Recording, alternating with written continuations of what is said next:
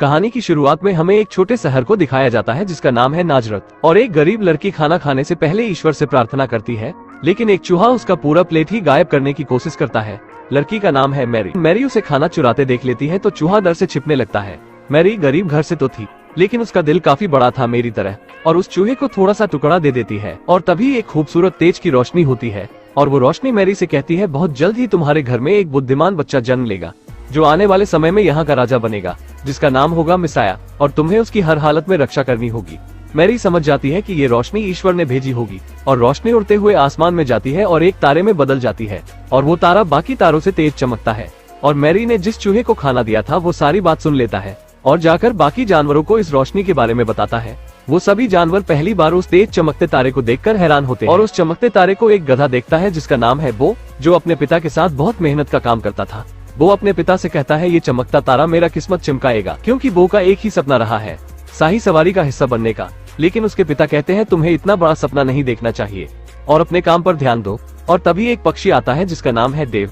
वो अपने गधे दोस्त बो को बताता है कि आज शाही सवारी निकलेगी। इतना सुनते ही वह अपने पिता को कहता है कि उस सितारे ने मेरे किस्मत को बदलने की शुरुआत कर दी है, जो एक न एक दिन शाही सवारी का हिस्सा जरूर बनेगा। वो बाहर देखता है तो शाही सवारी वहाँ से निकल रही थी। वो बहुत तरकीबें भी निकालता है रस्सी से आजाद होने की। वो रस्सी से तो आजाद हो जाता है, लेकिन उस चक्की का हाल बहुत ही बुरा कर देता है। और तभी उस चक्की का मालिक आ जाता है। वो चक्की का ऐसा हाल देखकर गुस्से में बो को मजबूती से बांध देता है। वो कहता है, एक न एक दिन मैं यहाँ से आजाद होकर अपने सपने जरूर पूरा करूंगा। 6 महीने गुजर जाते हैं। अपने बच्चे का ये हाल देखकर बो के पिता कहते हैं, तुम्हें यहाँ से निकलकर अपने सपने को जरूर पूरा करना चाहिए। वो एक योजना बनाते हैं बो को वहाँ से भगाने की। बो के पिता घायल होने का नाटक करते हैं, और बो जंजीरों से आजाद हो चुका था। और तभी उस चक्की का मालिक आ जाता है, और बो के पिता कहते हैं, भागो। वो किसी भी तरह वहाँ से तो निकल जाता है, लेकिन एक रस्सी उसके पैर में फंस जाती है, जिससे उसके पैर में थोड़ी चोट आ जाती है। वो उसी हाल में आगे बढ़ता है, और उसे मेरी दिखाई देती है, जो हमने फिल्म की शुरुआत में देखा था। वो अपने पति जोसेफ के साथ रहती थी। वो मेरी के घर में आकर टेबल के नीचे छिपा रहता है। मेरी टेबल के नीचे देखती है तो उसे बो दिखाई देता है। वो देखती है कि गधे के पैर में चोट लगी है, और अपने रुपट्टे और एक लकड़ी की मदद से उसके पैर में बांध देती है। मेरी का ये अच्छा व्यवहार देखकर गधा सुरक्षित महसूस करता है, लेकिन जोसेफ गधे को घर में देखता है तो धक्का देकर निकालने की कोशिश करता है। मेरी उससे कहती है कि हम दोनों के अलावा इस घर में कोई नहीं, क्यों ना हम इसे रख ले। जोसेफ मेरी की बात मान लेता है, और रात में मेरी जोसेफ को उस सितारे की पूरी बात बता देती है। जोसेफ थोड़ा घबरा जाता है, और सोचने समझने के बाद वो भी आने वाली परिस्थितियों का सामना करने के लिए तैयार हो जाता है। अगले सीन में वो भागने की कोशिश करता है, लेकिन उसका दोस्त देव बताता है, अगर तुम अभी बाहर निकले तो तुम्हारा मालिक पकड़कर तुमसे चक्की पिसवाएगा, और बताता है जब तक तुम्हारे पैर ठीक नहीं हो जाते तब तक तुम यहीं रुक जाओ। अगले सीन में हम 3 ऊंट और 3 वाइज मैन को देखते हैं। आप उन्हें ऋषि या ज्ञानी भी कह सकते हैं।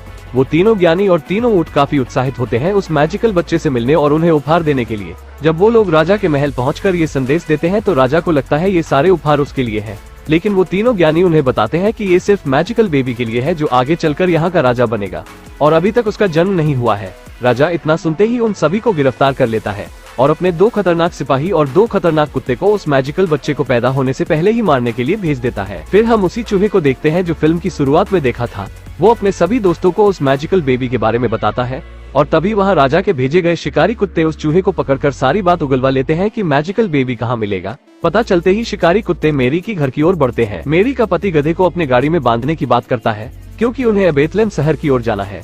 लेकिन वो ये शहर छोड़कर नहीं जाना चाहता, क्योंकि अगर वो राजा से दूर हो गया तो शाही सवारी का हिस्सा नहीं बन पाएगा, और वो दोनों पैदल ही निकल जाते हैं।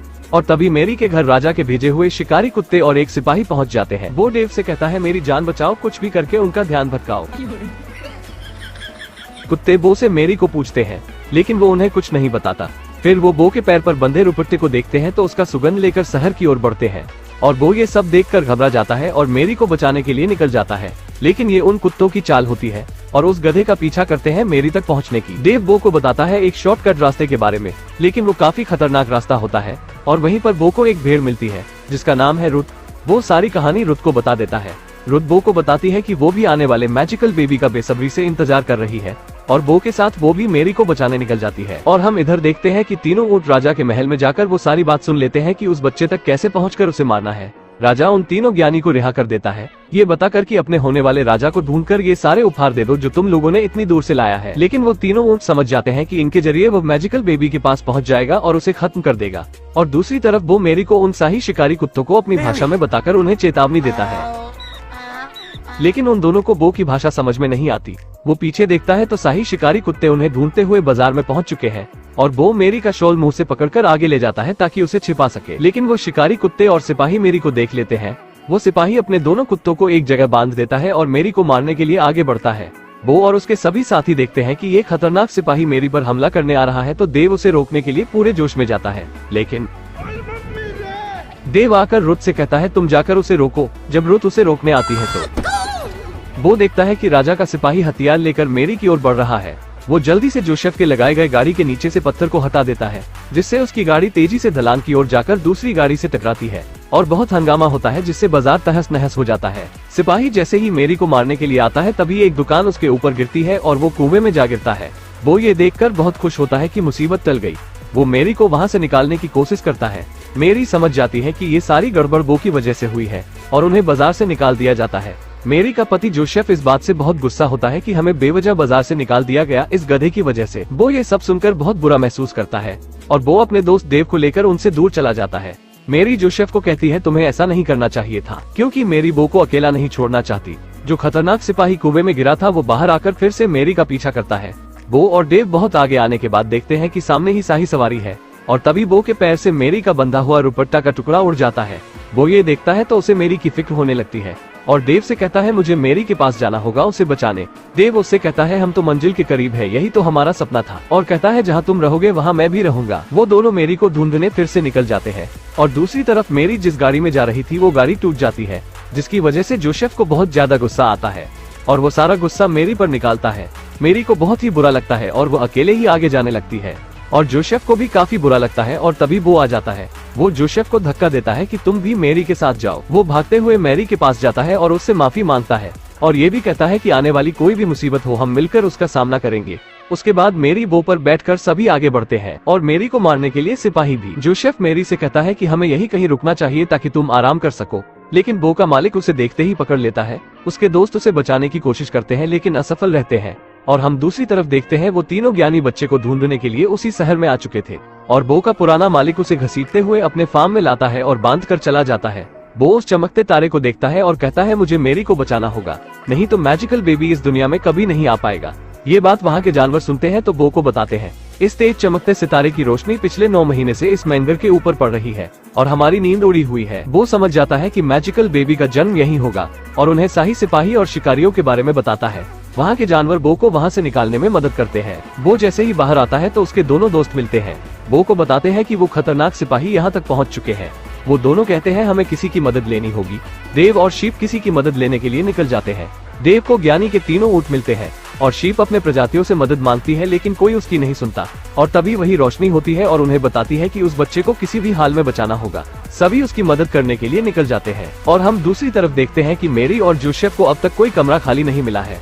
मेरी दर्द से नीचे बैठ जाती है और वो भी वहीं पहुंच जाता है। सिपाही भी उनके पीछे उसी शहर में उन्हें ढूंढ रहा था। वो उन्हें खींचने लगता है और मेरी उसके ऊपर बैठ जाती है। वो उन्हें वहीं ले जाता है जहां सितारे की रोशनी पड़ती है। वहां के सभी जानवर उस जगह को साफ करते हैं मेरी के लिए। वो बाहर निकलकर देखता है तो उसे शिकारी कुत्ते और सिपाही दिखाई देता है।